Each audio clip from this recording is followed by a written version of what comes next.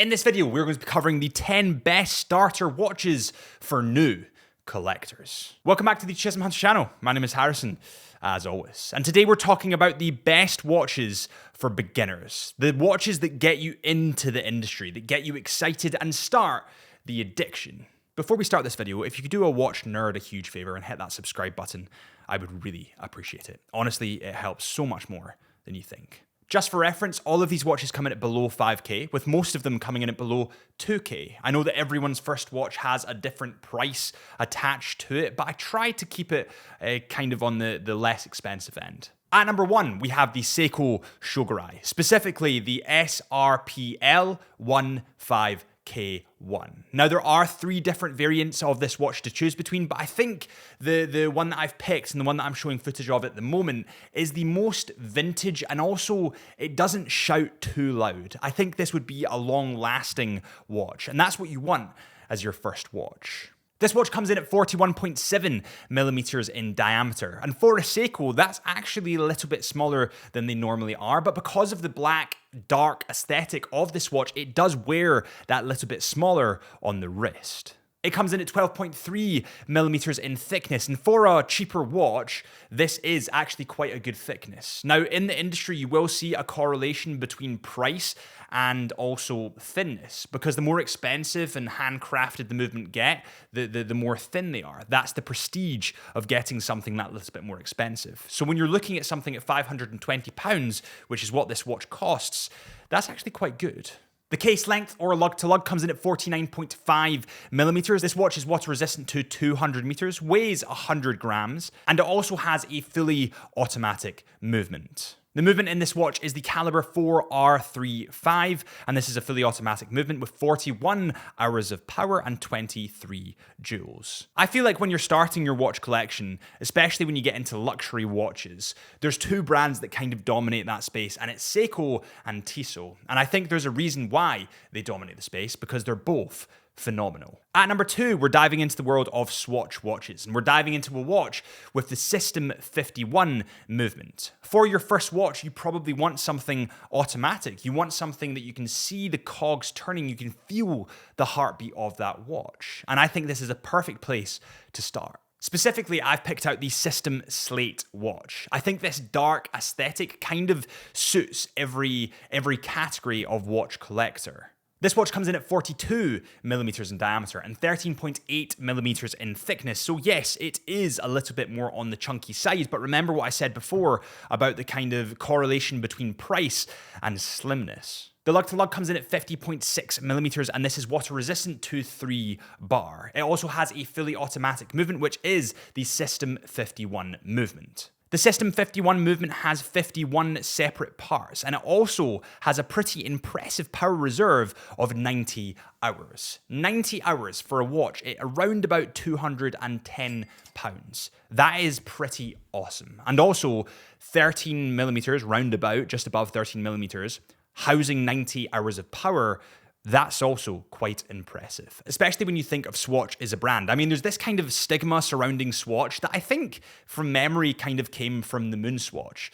People were comparing the Moon Swatch with a genuine Omega Speedmaster, and they're just non-comparable. So actually, for the money, for what you get, Swatch do a really, really good job.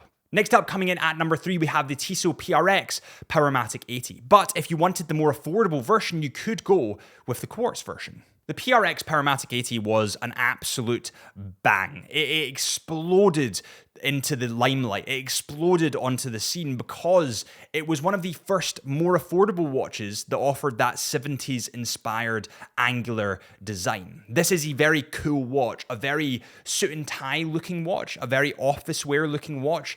The bracelet especially, is phenomenal. This watch comes in at 40 millimeters in diameter and 10.93, from memory, millimeters in thickness. It's so weird how my brain can kind of pick these things up and hold on to them. And I think that's kind of the unicorn size in the industry. Between 39 and 40 millimeters is the perfect sizing for the industry at the moment. I mean, the industry in general is becoming more attracted to smaller size. They're kind of slimming down. So 40 millimeters, That's good. This watch also comes in full stainless steel and it has 100 meters of water resistance. The movement in this model is the Powermatic 80 movement, that good old Powermatic 80 movement with 80 hours of power. And it also has a Nivacron balance spring. Plus, all of this is visible through the open case back, which I absolutely love. Now, there are tons of color variations to choose between when it comes to the PRX, and there's actually the new gradient line where the dial gradient kind of goes from one color to another. But if you want a watch that's going to last through the ages, you probably want to get something a little bit more safe. Maybe the green, like I have, maybe the black, maybe the darker blue. But honestly, the light blue or the ice blue looks sick. The Powermatic 80 PRX comes in at £640. Now at number 4, we have the most expensive watch that we're going to talk about today. And the reason that I've included it is because I honestly think this can be worn anywhere with anything and it fits every occasion. It is just one of the GOATs at the moment in the industry. This is the Tudor Black Bay Monochrome, and it is exactly as it sounds. It's monochromatic. Is that a word? I hope it is. This watch was released at Watches and Wonders this year, and the great thing, the most special thing in my opinion about this watch is it's COSC and METAS certified. Now the rubber strap version of this watch comes in at £3,630. And to get a watch that's COSC and METAS certified for that price, I mean geez. This watch comes in at 41 millimeters in diameter and has a case thickness of 13.6 millimeters. It's waterproof to 200 meters, and it also has a fully automatic movement in the caliber MT5602-U. And please remember when you're reading those numbers of the movements, the -U on Tudor watches means that it's COSC and METAS certified. This movement has 70 hours of power and of course is fully automatic. And Tudor, honestly, in the industry at the moment, they're absolutely killing it. They seriously are. They're making more affordable watches and they are upping the standard of what is acceptable at the price that it is. What you'll see is other brands in the industry, because of what Tudor done,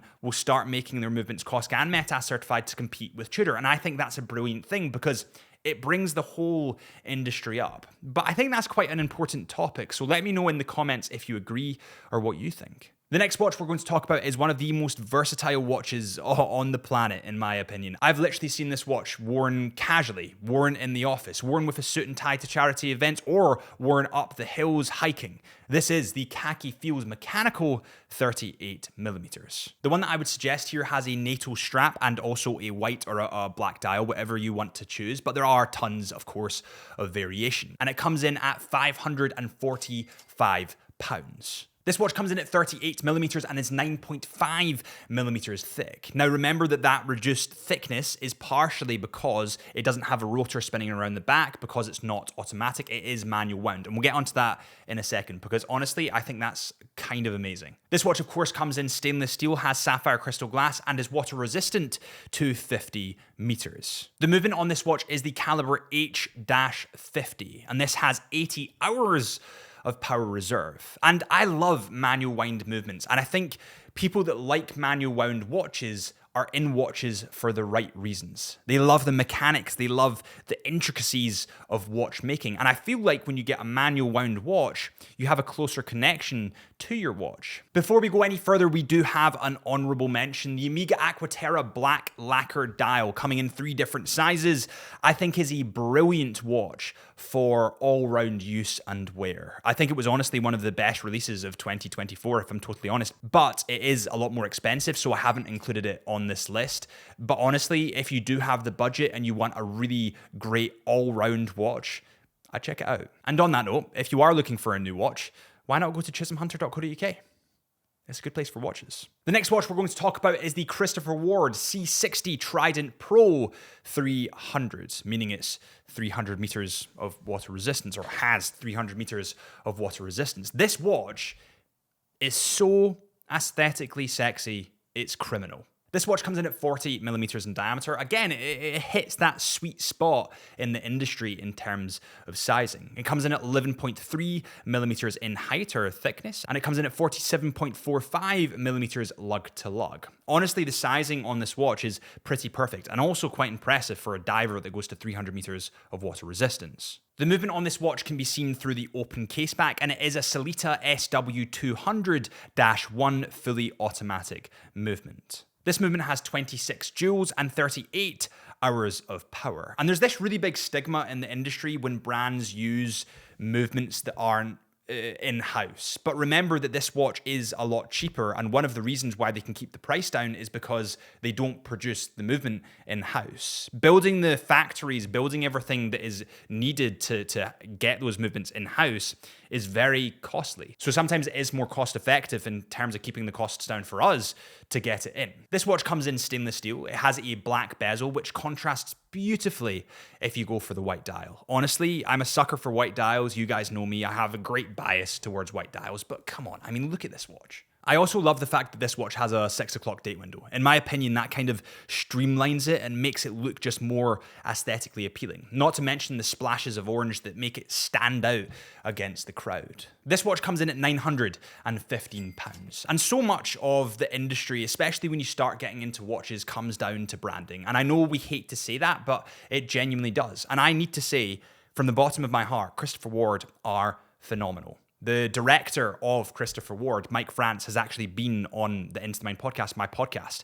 And to have someone so open and honest in the industry, that's really cool. It honestly is. The next watch on the list is the Orient Bambino 38 millimeters. Honestly, my dyslexia read that as Bambi for the first 3 takes that I've done this, and I've just corrected it. So yeah, Bambino. This watch comes in at 38.4 millimeters. Its lug to lug comes in at around about 44 millimeters, and the thickness comes in at 12.5 millimeters. The aesthetics of this watch with that kind of leather strap definitely give a more vintage classic vibe. But that is definitely a niche that people tend to go down when they come in looking for watches. And I know this from experience working in Chisholm Hunter.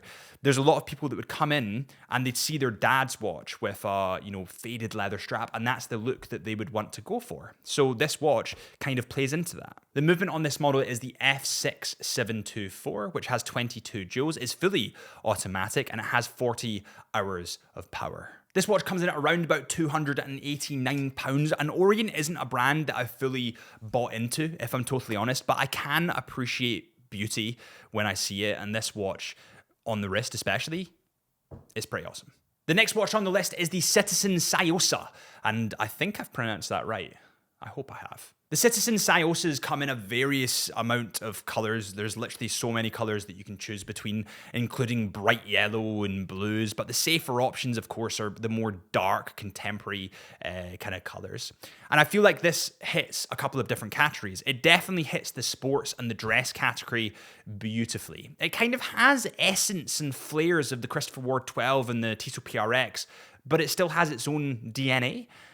And that's pretty cool. This watch comes in at 40 millimeters in diameter. It comes in full stainless steel, and it has sapphire crystal glass and 50 meters of water resistance. The price of this watch comes in at £299. Next on the list, and you guys are going to kill me for this, but it's the Casio F9 1W. When you think of your watch journey, when you think of where you started your watch journey, whether that was in school, college, university, the odds are the first watch you had, whether your parents bought it or where you bought it, whatever it is, was a Casio. And I think for that reason, it is one of the perfect watches for beginners. A watch that you don't need to worry about. A watch that is nigh on indestructible. And if you do lose it or it gets stolen, which I doubt it would, you can just replace it. I mean, this watch is 20 quid. And honestly, I think that's all I need to say about this watch.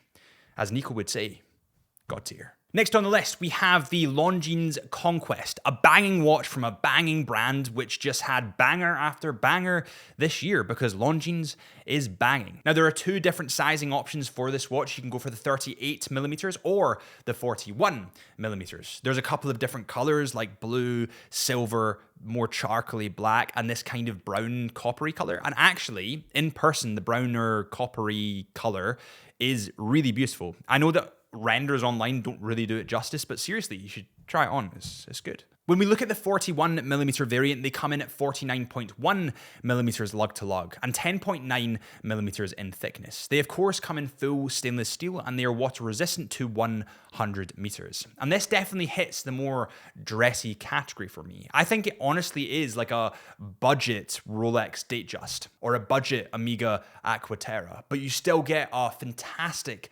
quality because it's Longines, because they're a world-renowned, brilliant brand. The movement on this watch is the fully automatic caliber L888 that we can see in a couple of other Longines watches. It's self-winding and beats at a frequency of 25,200 VPH, and it also has 72 hours of power. Overall, this comes in at £2,000, which is expensive, but it's a Longines, and the quality of a Longines, I mean, I've said it in tons of different videos, it's banging. Thank you guys so much for watching. If you have enjoyed, please consider hitting that subscribe button or follow our Instagram at Chisholm Hunter Watches or my Instagram at HB Lifelens or our podcast at Into the Mind Podcast. And I'll see you guys real soon.